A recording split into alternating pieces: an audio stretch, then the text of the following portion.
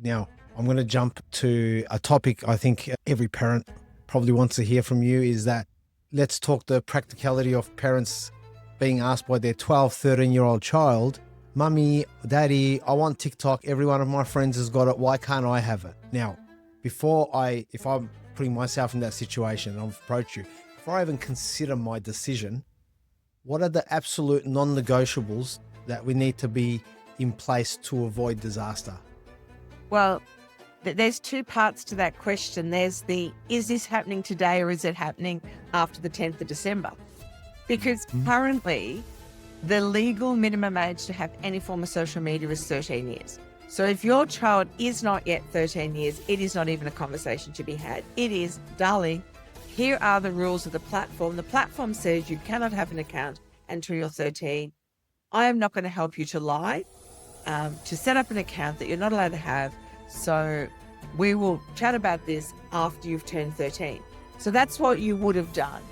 And then when your child turned 13, then you have a conversation about the maturity of your child, the age and stage of your child, their ability to follow rules. Are they risk takers? Do they make good choices? All those things before you decided that perhaps they could have one platform to start with and see how they went.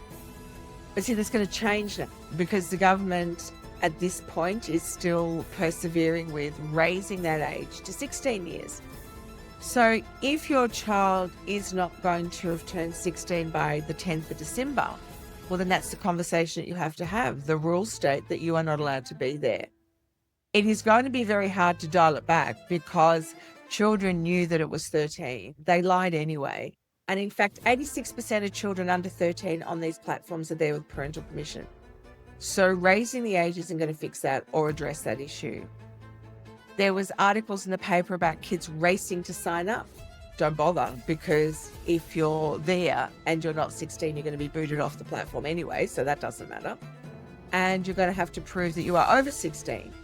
So the conversations are going to be really tricky to be had, particularly if you've got a 14-year-old that has legally been able to use social media for 12 months and is now having that taken away from them. And I will be the first one to say, hand on heart, I do not support this. It is ill-conceived. It is not well thought out. There are so many mixed messages that makes no sense to anyone, including me. And I'm in this space. So it is a bit of a whack-a-mole approach where parents say to me, oh, well, at least I'll know the bad apps. I'll know what if the government ban them, then bad. And if they don't ban them, they're good. Well, that doesn't work either. So I need parents to be an active participant in the child's online world. I need them to be there with them, know what they're doing, who they're talking to, the content they're consuming.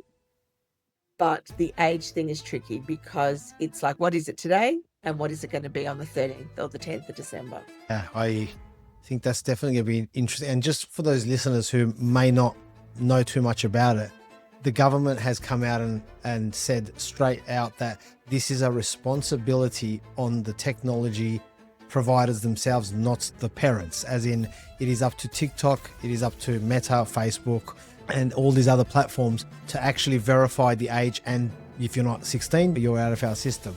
Interestingly, YouTube was added to this, which is, again, a very interesting one because Google argued that it's more a search engine, it's an educational platform, and so many other features. What are your thoughts on the YouTube? YouTube is no different to anything else.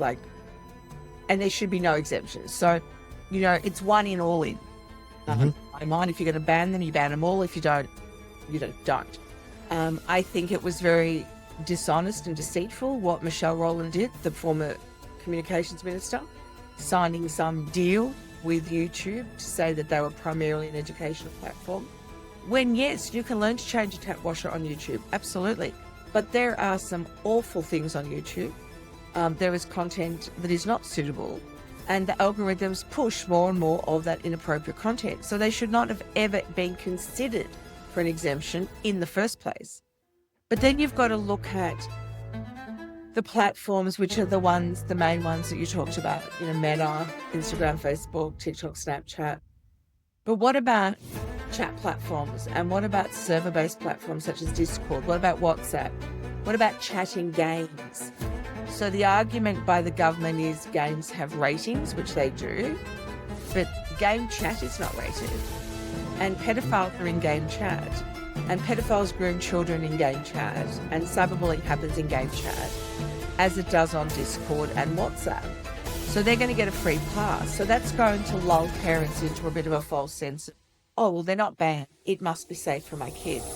There is no safe platform. That they do not exist. There is nothing that is safe. That's what we need to get across. Some are safer than others. And then we have to work on safe users. So it gets down to how the young person uses the platform. And that's really going to dictate, by and large, whether they have a positive experience or they have a negative one.